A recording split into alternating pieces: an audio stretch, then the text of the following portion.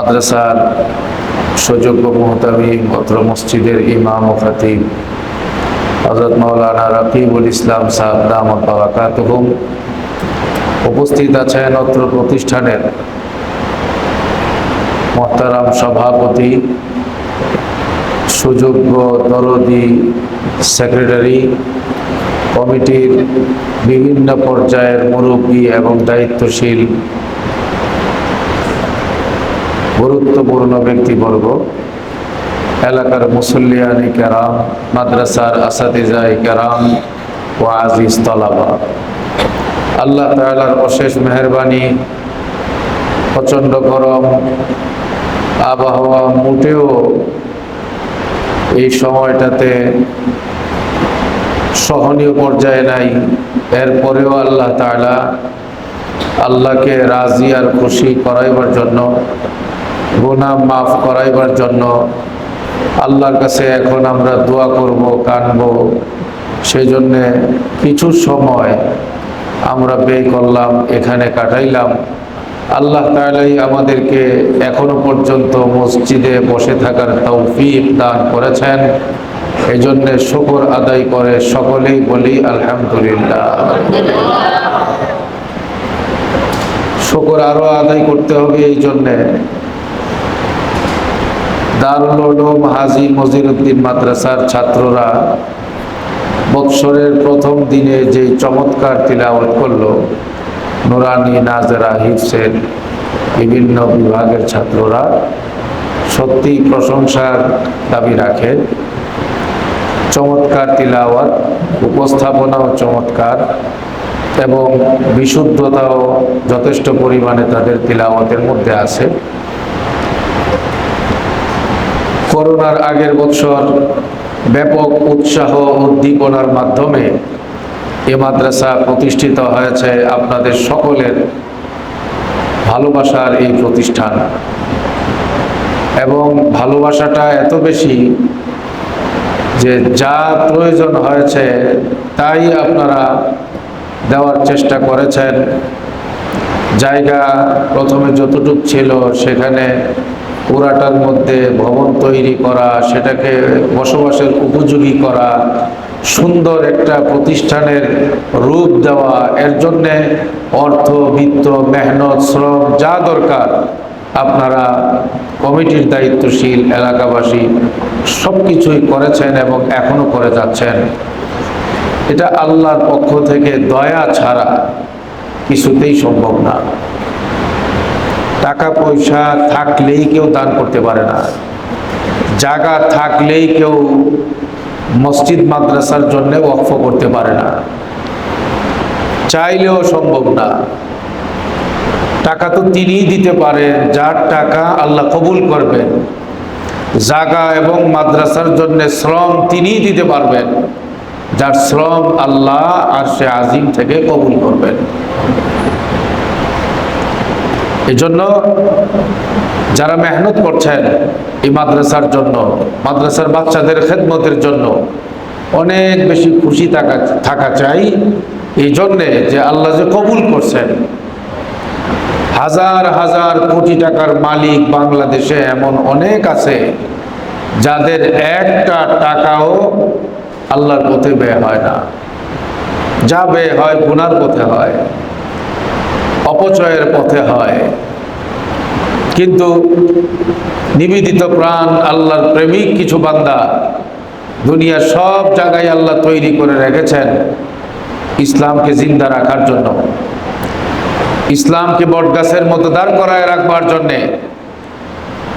এজন্য রাসূলুল্লাহ সাল্লাল্লাহু আলাইহি ওয়াসাল্লাম হাদিসে পাকে বলেন, ইয়াহমিলু হাযাল ইলমা মিন কুল্লি খালাফিন উদুল।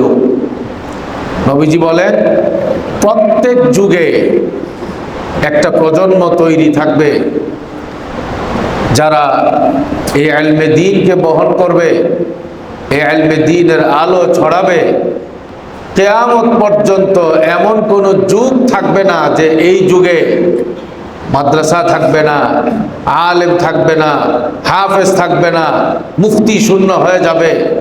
এই রকমটা হতে আল্লাহ তাআলা দিবেন না। যখন হবে তখন কিয়ামত হয়ে যাবে। আল্লাহ তাআলা যাদেরকে পছন্দ করেন তাদের দ্বারাই এই মসজিদ মাদ্রাসাগুলো করার। আল্লাহ তাআলা মদিনা শরীফে এই ঘটনা বুঝাই দিয়েছেন। মক্কা শরীফ থেকে হিজরত করে নবীজি যখন মদিনায় গেলেন, কুবা এলাকায় নবীজি প্রায় 14 দিন সেখানে অবস্থান করলেন। সেখান থেকে যখন মসজিদে নববী, আজকের যেখানে আপনারা আমরা যাই, সেই জায়গার উদ্দেশ্যে যখন নবীজি রওনা দিলেন, মদিনার নেতৃস্থানীয় মাতবর টাইপের মুরব্বী যারা, অনেকে ইসলাম কবুল করে নাই, কিন্তু সবার দিলে আল্লাহ হাবিবে পাকের মোহাব্বত ঢেলে দিছে। নবীর জন্য পাগল হয়ে গেছেন। নবী আসতেছেন, নবীকে, নবীর কাফেলাকে কার বাড়িতে উঠানো যায়? সৌভাগ্যবান হবেন তিনি যার বাড়িতে নবী উঠবেন, যার বাড়িতে নবী মেহমান হবেন। হাই, কার বাড়িতে জানি নবীজি পা রাখবেন? এই আগ্রহ নিয়ে মদিনার মানুষগুলো তরবারি ঝুলিয়ে নবীকে গার্ড অফ অনার দেওয়ার জন্যে, সেই যুগের প্রথা অনুযায়ী শ্রদ্ধা জানাবার জন্যে রাস্তায় দাঁড়ালো। নবীজিকে নিয়ে আসতেছে যেই উট, সেই উটের রশি ধরে টানতেছে। সবারই প্রত্যাশা নবীকে পাওয়া, তার বাড়িকে আলোকিত করবেন নবীজি, এই একটা চাহিদা প্রত্যেকের মনে। টানাটানি যখন শুরু হয়ে গেছে, নবীজি বললেন, দাউহা ফাইন্নাহা মা'মুরা, ছেড়ে দাও, আমার উটের রশি ছেড়ে দাও। মদিনাবাসী, আমার এই উটের রশি টানলে কোনো লাভ হবে না। নবীজি বলেন, আমি যেমন আমার মধ্যে, আমার নিয়ন্ত্রণে নাই, আমার এই উট যেটা আমাকে নিয়ে বহন করছে, হাঁটছে, আমার উট কোনো ব্যক্তির দ্বারা পরিচালিত হচ্ছে না, স্বয়ং আল্লাহ নির্দেশ করে তাকে চালাচ্ছে। সুবহানাল্লাহ। ফাইন্নাহা মা'মুরা, হাদিস বুখারী শরীফে আছে। নবীজি সাল্লাল্লাহু আলাইহি ওয়াসাল্লাম তিনি অপেক্ষমান, দেখছেন কোথায় গিয়ে নোঙ্গর ফেলে, কোথায় গিয়ে উঠে নবীজির উট। উঠল তো এমন বাড়িতে যে বাড়ির জিম্মাদারি দায়িত্ব পালন করছিলেন আবু আইয়ুব আনসারী রাদিয়াল্লাহু তাআলা আনহু। আবু আইয়ুব আনসারীর বাড়িতে উট গিয়ে বসে গেছে, আর নড়াচড়া নাই। মানুষ সবাই যারা টানাটানি করতে চাইল, তারা বুঝে গেল যে আবু আইয়ুব আনসারীর কপাল খুলে গেছে। সবাই জানতো এই বাড়ির মালিক আবু আইয়ুব আনসারী। নবীজির উট যখন অবস্থান করলো, হযরত আবু আইয়ুব আনসারী রাদিয়াল্লাহু আনহু নবীজির সামনে হাজির হইলেন। একটা দলিল, কাগজ, বাড়ির মালিকানার দলিল নবীজির সামনে হাজির করে বললেন, হযরত, আজকের এই দিনের জন্য আমি অপেক্ষা করছিলাম। এই বাড়ির মূলত মালিক আপনি, আপনার নামে এই বাড়ির মালিকানার দলিল তৈরি করা আছে বংশ পরম্পরায়। এই দলিল আমার হাত পর্যন্ত এসেছে।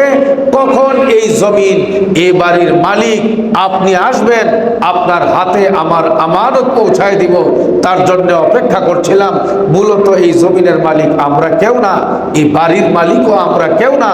ইয়ামানের বাদশা তুব্বা মদিনায় আখিরি নবী আসবে, এটা যখন জানলেন, এই নবী যখন আসবেন, অন্যের বাড়িতে ভাড়াটিয়া হয়ে যেন থাকতে না হয়, অন্যের বাড়িতে গরিব মিসকিনের মতো অসহায় হয়ে যেন থাকতে না হয়, মেহমান হয়ে যেন থাকতে না হয়, সেজন্যে আল্লাহ তাআলা ইয়ামানের বাদশাকে দিয়ে বাড়ি নির্মাণ করাইছেন।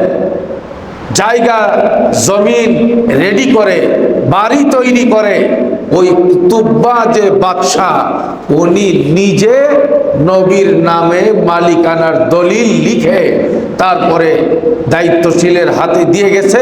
বংশ পরম্পরায় এই মালিকানার দলিল আস্তে আস্তে আবু আইয়ুব আনসারীর হাত পর্যন্ত আসছে। হযরত আবু আইয়ুব আনসারী নবীকে পাওয়ার জন্য, নবীর আগমনের অপেক্ষায় ছিলেন। তার দিলে ঈমান ছিল, ইয়াকিন ছিল নবী আসবেন। নবীর জন্য এই বাড়ি আল্লাহ তাআলা তৈরি করেছেন। রাসূলুল্লাহ সাল্লাল্লাহু আলাইহি ওয়াসাল্লাম তার নিজের বাড়ি নিজে বুঝা নিলেন। বলছিলাম যে কথা, কোন জায়গায় নবী উঠবেন, কোন জায়গায় নবীর নায়েবে রাসূলরা থাকবে, কোন জায়গায় কোরআনের তিলাওয়াত হবে, কোন জায়গায় হাফেজরা তিলাওয়াত করবে, শিখবে, কার জমিনে হেফখানা হবে, কার জমিনে নুরানির বাচ্চারা পড়াশোনা করবে, কার জমিনটা হবে মসজিদ, কার জমিনে হাজারো মানুষ কিয়ামত পর্যন্ত সেজদা দিবে, সেটা দুনিয়ার কেউ জানে না। জানেন যিনি, তিনি হলেন কে? এই জন্য দারুল উলুম নজিরউদ্দিন মাদ্রাসা যেটা হইছে, আল্লাহ তাআলা করছেন।